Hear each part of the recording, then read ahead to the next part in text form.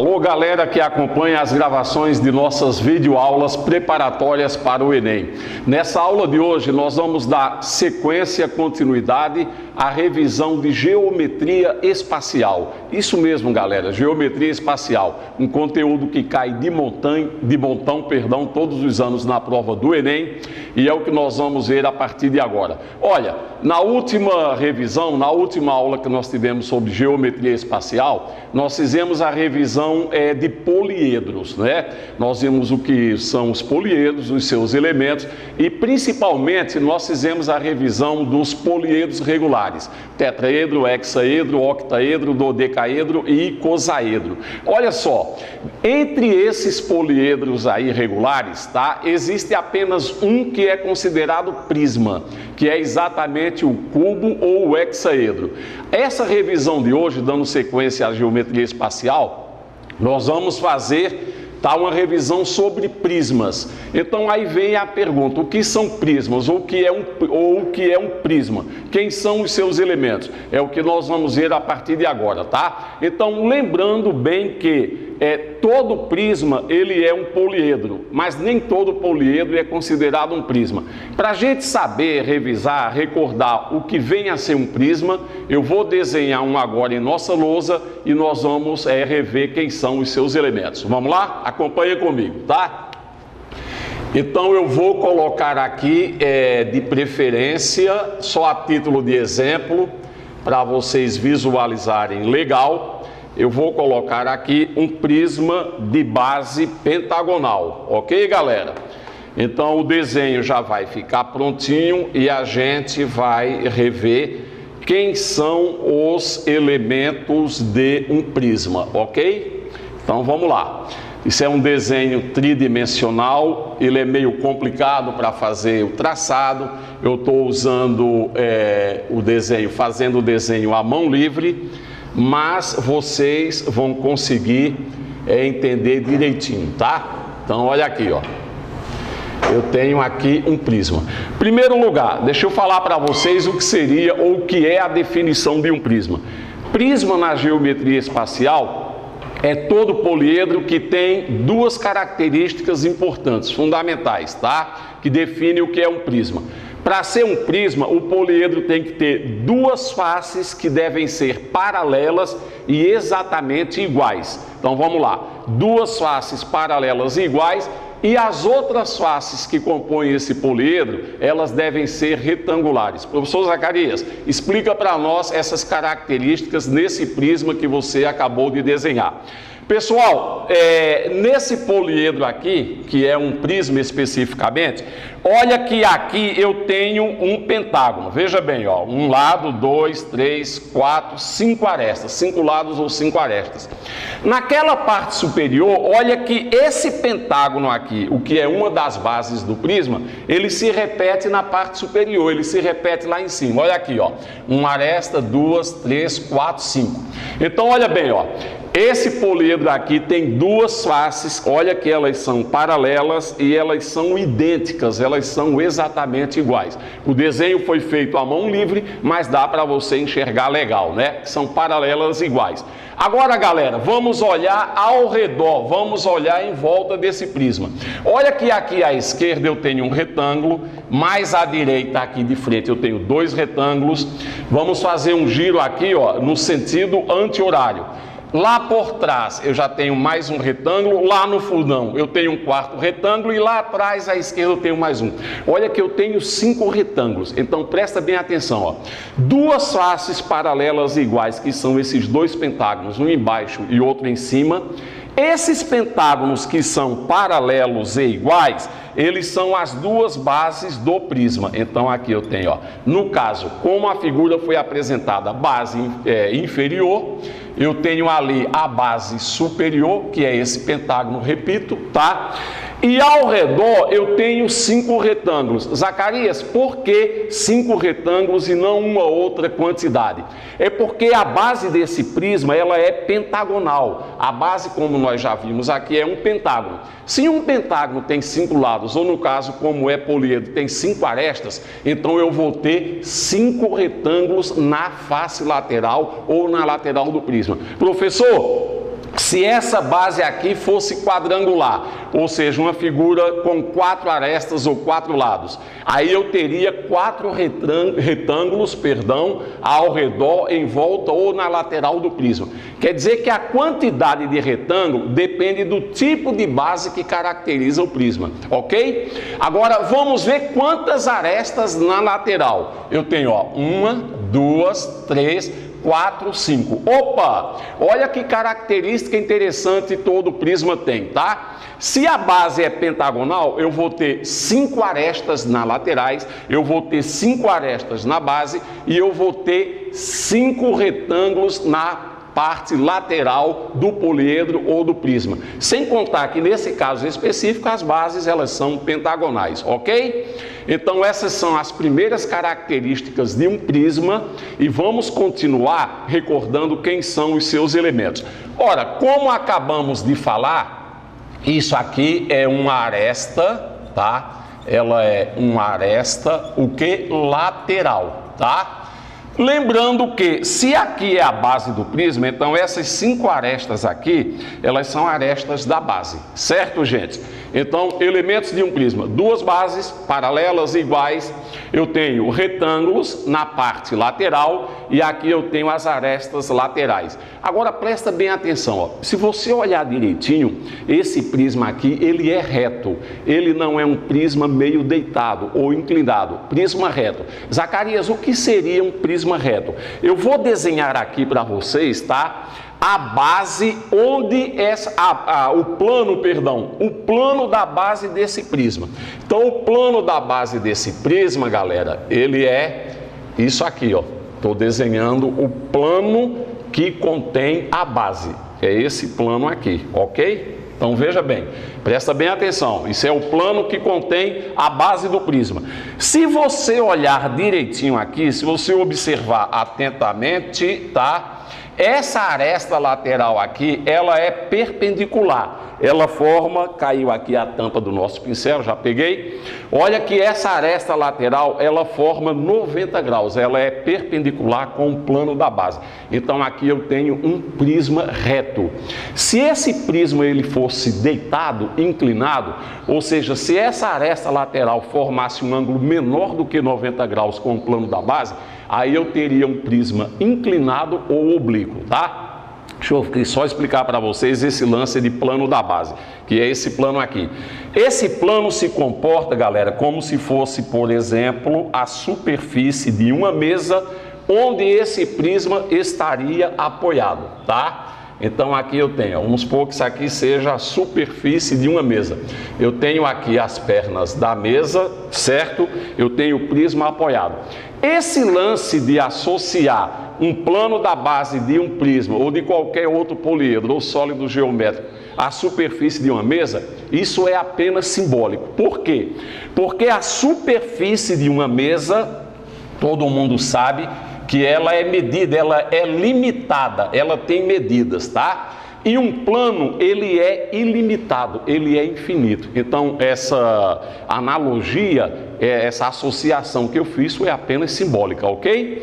Então, aqui eu tenho o quê? Eu tenho um prisma reto. Aí você fala, professor Zacarias, desenha para nós um prisma inclinado, como seria? Eu vou fazer o desenho, eu não sei se vai ser preciso o Rodrigo dar um giro na câmera, não vai, tá? Então presta bem atenção aqui, ó. Eu tenho aqui, eu vou ter aqui, deixa eu começar o desenho por baixo para ficar mais legal, para você entender melhor, tá? Eu tenho aqui, ó, vamos fazer, tá, a representação de um prisma inclinado, ou que seria o prisma oblíquo.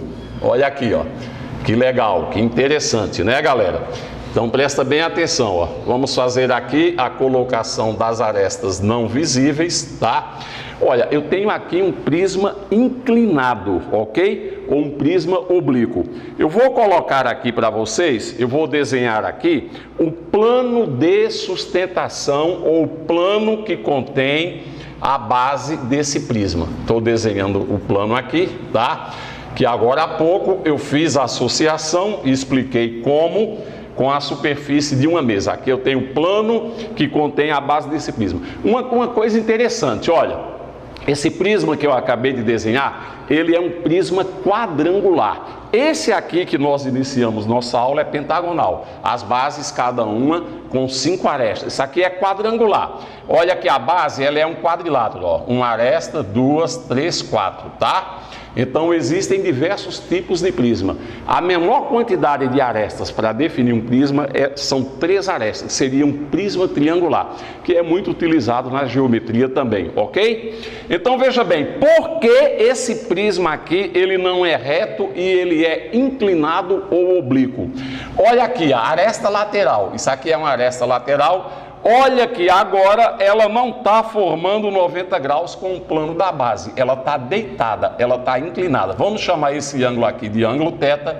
Eu tenho aqui que θ é menor do que o quê? 90 graus. Então aqui eu tenho um prisma deitado, inclinado ou oblíquo. Você observando o desenho, você vai entender toda a nossa explicação, ok?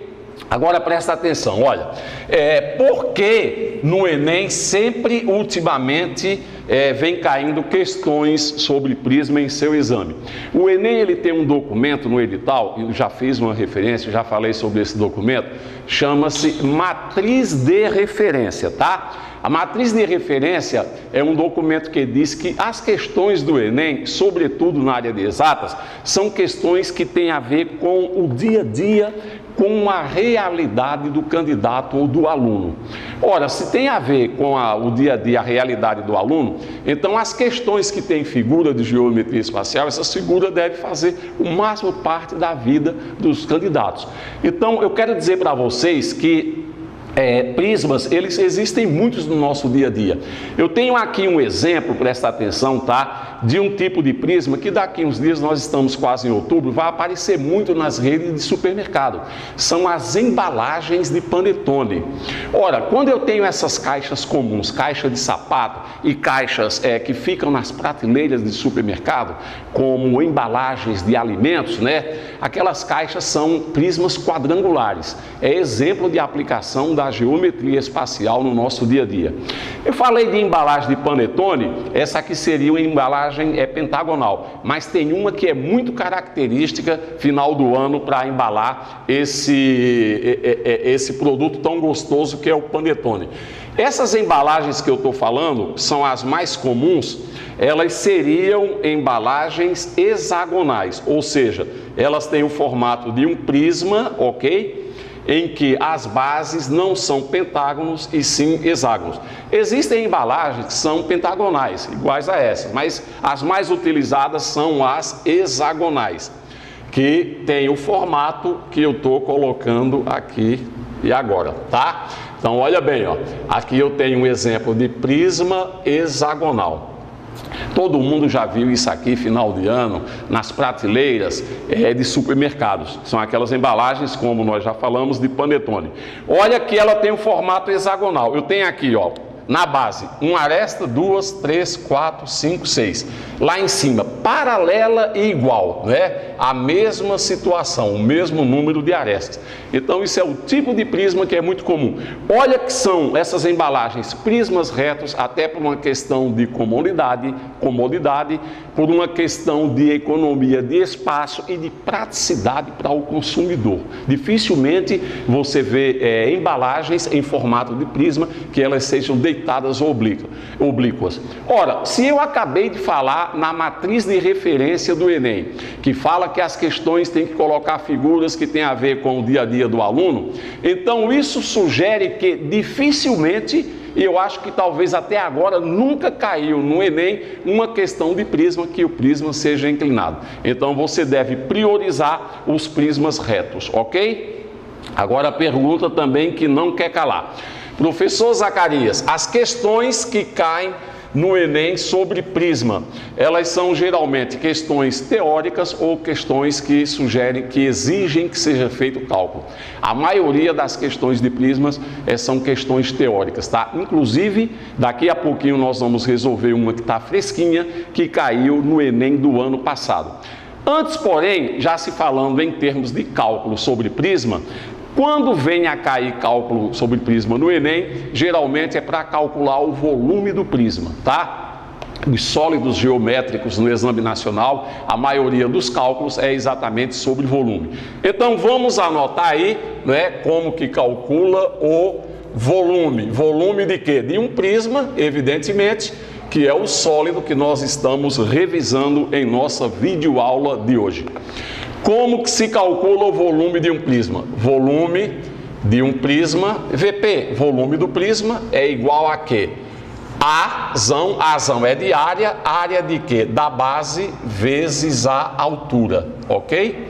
Então, ó, área da base vezes a altura. Deixa eu voltar aqui, esse lance de altura, para você ver uma coisa, tá?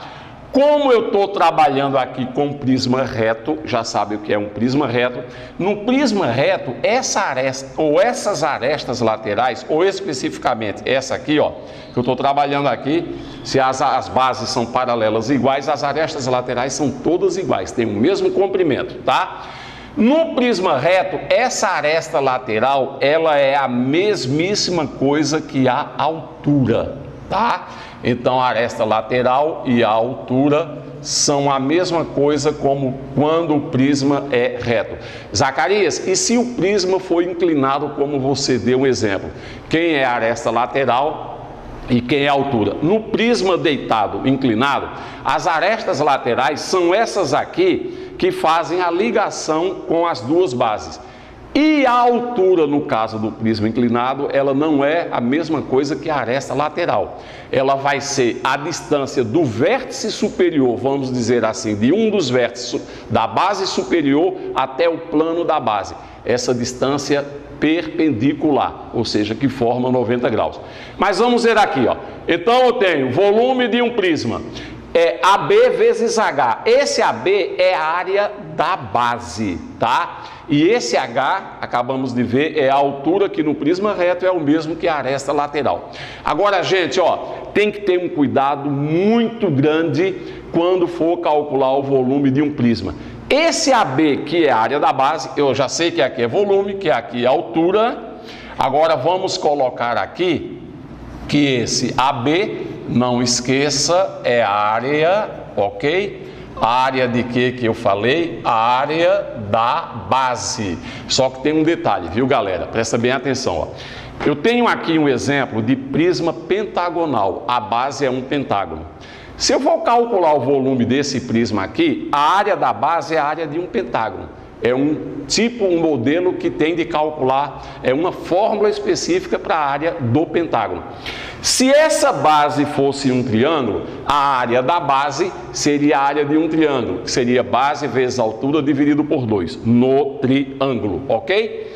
Se essa base fosse um quadrado, a área da base seria o lado ao quadrado. Ou seja, nessas nossas videoaulas que estamos gravando, nós já fizemos uma revisão específica de como calcula a área de figuras planas, né?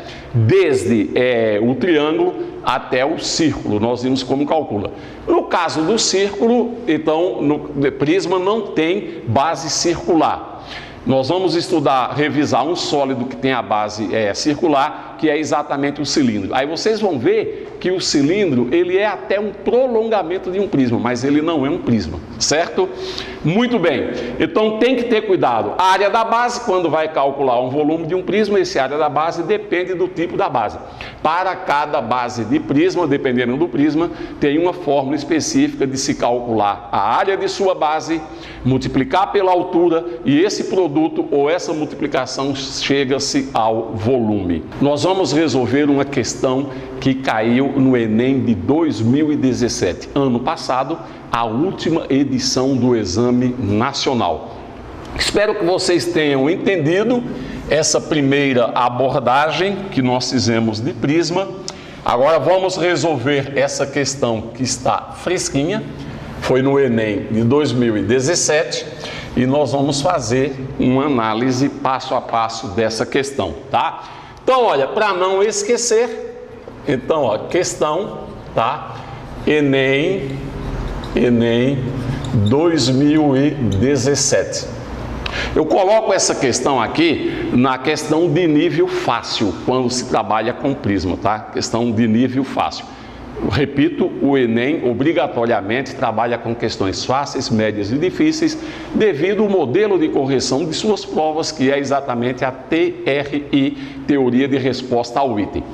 Mas pouca conversa, mais trabalho, vamos ver qual foi a questão que caiu. Eu vou colocar a figura, eu vou fazer apenas uma abordagem sobre o enunciado, o que é que ele está dando, o que é que ele está pedindo. Em seguida eu coloco as alternativas aqui na lousa e nós vamos analisar alternativa por alternativa, chegando na resposta correta, tá? Então, galera, o problema disse o seguinte, eu vou mudar aqui a cor do meu pincel, para ficar mais legível e mais visível para você que está acompanhando nossa videoaula, tá? O problema diz o seguinte, ó, numa ilha lá na Suécia, eu esqueci o nome, mas é uma ilha lá na Suécia, tá? O pessoal tem uma rede hoteleira, presta bem atenção, tá? Isso aqui é o suspiro da cabana, tá? Dessa rede hoteleira, isso aqui é o suspiro, tá? Uma rede hoteleira lá na Suécia, ela está usando em áreas de camping, certo? Cabanas, não é nem barracas, são cabanas que tem esse formato aqui, tá? Isso aqui é o formato da cabana, ok? Vamos ver aqui, vamos fazer o desenho de modo que vocês entendam, isso aqui é apenas para ilustrar aqui, tá? Isso aqui são cabanas. O problema, ano passado, falou o seguinte, que esse tipo de cabana foi usado em área de camping, em áreas rurais, certo? E a ideia dessa rede hoteleira era tirar seus clientes, deixá-los longe de tecnologia e ficar mais em contato com a natureza, ficar mais exposto ao ar livre, às plantas, às árvores, etc. e tal. Esse era o objetivo, tá? Então, presta bem atenção, essa figura, o exercício mandou considerar como sendo a figura 1. Então, o problema diz o seguinte, ó, olha o tipo de cabana e presta bem atenção, ó, isso aqui lembra, por exemplo, aquelas barracas de camping, barracas triangulares. Hoje em dia o pessoal acampa em barracas em forma de hemisfério, são aquelas barracas iglus que a turma fala, não é? Antigamente, mas ainda hoje tem barracas que tem esse formato aqui triangular, não é mesmo? Isso aqui é uma cabana, tem o formato de uma barraca, ela é bem mais alta. Quem fez o Enem, ou você chegando na internet, acessando essa questão, você vai ver que ela é bem alta. Olha, seja barraca de camping ou seja cabana, isso aqui tem que ter uma estrutura de sustentação. No caso de uma barraca, seja triangular ou seja daquelas de iglu, hemisféricas, aí tem aquelas varetas que seguram, que sustentam a barraca. Quer dizer que essa cabana aqui, lá na Suécia, nessa área de camping, ela vai ter que ter uma estrutura que sustente isso aqui. No caso da barraca, são as varetas. Dessa estrutura aqui, como sendo uma cabana, seja bem maior do que uma barraca, deve ser esses tubos, né, cilíndricos, deve ser uma estrutura tubular. Eu tenho aqui uma outra figura que o Enem colocou, que mostra qual é o desenho da estrutura de sustentação daquela cabana, tá? Então o desenho, ele é o seguinte, ó. Isso aqui é o desenho da estrutura de sustentação daquela cabana, tá ok? Então vamos ver aqui, ó. Aí eu tenho aqui um ângulo colocado de outra cor para você ver, aqui 90 graus, aqui mais 90 graus, ali 90 graus, aqui 90 graus também, ali idem 90 graus, tá? Então aqui eu tenho o tipo de cabana, aqui eu tenho na figura 2, o modelo, a estrutura de sustentação. Agora vem a pergunta do exercício e eu vou colocar aqui as alternativas, tá? Gente, ele pergunta, olha, esse modelo para a estrutura de sustentação da barraca, ou seja, esse modelo de figura aqui, 2, ou seja, que tipo, essa figura 2, ela representa que tipo de figura espacial, figura tridimensional ou sólido geométrico? Esta é a pergunta, não é em relação à figura 1, mas sim à figura 2, e eu vou colocar aqui as alternativas. Ele perguntou, ó, essa figura 2, ela é um tetraedro ou tetraedro, ok? Na letra B, ele pergunta, é uma pirâmide, Vamos ver aqui. Pirâmide retangular, ok? Na letra C, ele pergunta, é um tronco de pirâmide, vamos anotando aí, tá? Um tronco de pirâmide retangular, certo? Tronco de pirâmide retangular. Na letra D, ele pergunta, essa figura 2, tudo você vai focar na figura 2 e responder essa figura, que tipo de sólido representa, tá? Ele pergunta se ela é, na letra D, um prisma quadrangular, ok? E ele pergunta quadrangular reto, que nós acabamos de ver que tem dois tipos de prisma, o prisma reto e o prisma oblíquo ou inclinado, né? Na letra E, ele pergunta se é um prisma triangular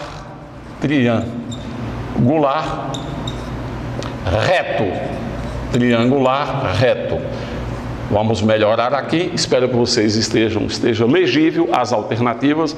Agora, pessoal, nós vamos analisar caso por caso para chegar na alternativa correta.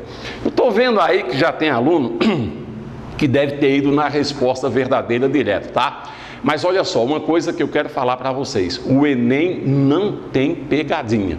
O que o Enem tem como característica em algumas questões é testar o conhecimento do candidato, testar se ele se preparou, se ele leu, se ele resolveu exercício, no caso da área de exatas, para ver se ele está bem preparado. Pegadinha não tem, ele testa os teus conhecimentos. Então vamos ver, vamos focar aqui na figura 2 e vamos analisar alternativa por alternativa, tá? Letra A, essa figura 2, ela é um tetraedro. Olha, presta bem atenção, gente, não é um tetraedro. Aí você pergunta, professor Zacarias, por quê? Olha, quando nós fizemos a revisão sobre poliedros e os prismas, de um modo geral, eles são poliedros, nós vimos, ó, poliedro. Poli é vários, edro é faces. As faces são quadrados, triângulos, pentágonos, hexágonos, octógonos, etc e tal. Quando eu tenho um tetraedro, olha o prefixo na própria palavra. Tetra quer dizer o quê? 4. Edro quer dizer o quê? Faces, né? O tetraedro seria uma figura de 4 faces. Aí você vai olhar essa figura 2 e você vai ver que ela não tem apenas 4 faces, ela tem 5. Como tem 5 faces, Zacarias? Presta atenção comigo, ó. Tem 2 triângulos, ó. Tem esse triângulo aqui da frente, tem aquele triângulo lá do fundo. 2 faces triangulares. Essa estrutura da figura 2, além dos 2 triângulos, ela tem esse retângulo aqui, um retângulo, lá à direita por trás outro retângulo e aqui embaixo, aqui na base, mais um retângulo. Quantos retângulos? 3 retângulos. Quantos triângulos? 2 triângulos. 3 retângulos mais 2 triângulos dá um total de 5 faces, sendo 2 triangulares e 3 retangulares. Se essa figura ela tem 5 e não 4 faces, se ela tem 5 faces, ela é um pentaedro, porque penta quer dizer 5. Então tem que ter cuidado. Quando aparece assim, como uma situação idêntica a essa, tá? Para você saber quantas faces tem, você vai na figura e conta, e você ou afirma ou nega a alternativa. No caso aqui não é um tetraedro, é um pentaedro. Pentaedro.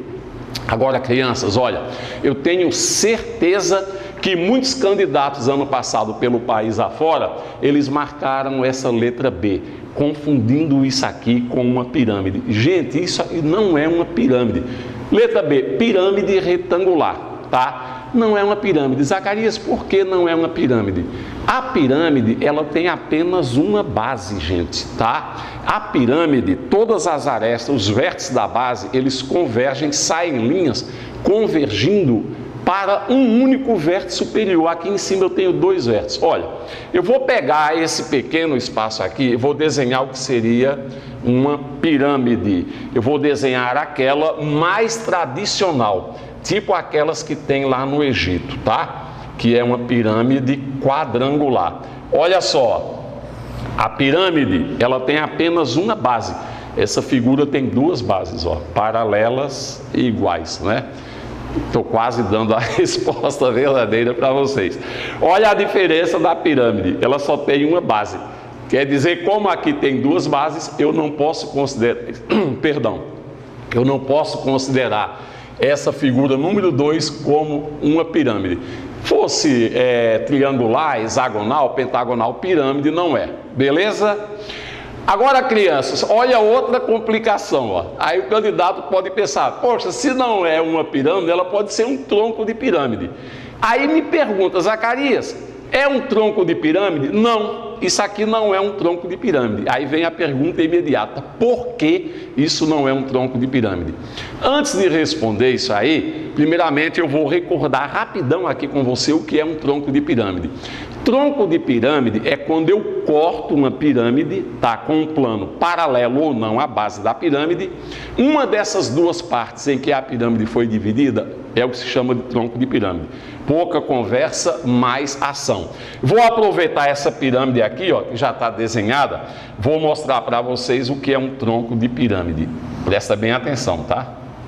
Vamos ver o que é um tronco de pirâmide. Ó, cheguei na pirâmide, fiz um corte nesse sólido, nessa pirâmide. Ela ficou dividida em duas partes. Tronco de pirâmide é essa parte inferior, tá, das duas que a pirâmide ficou dividida. Olha aqui o que é um tronco de pirâmide, tá? Tronco de pirâmide, exemplo, aquelas urnas antes desse modelo de votação com urna eletrônica aqui no Brasil, tinha aquelas urnas, esse modelo de urna, isso aqui é até utilizado até hoje, né? São urnas para bingos, isso aqui é utilizado como cesto de lixo, esses feitos de madeirite, tem um formato poligonal, só que no caso do cesto de lixo, essa base maior, ela fica voltada para cima, você imagina isso aqui invertido, não é? Agora presta bem atenção, aí você fala, professor, essa figura tem duas bases.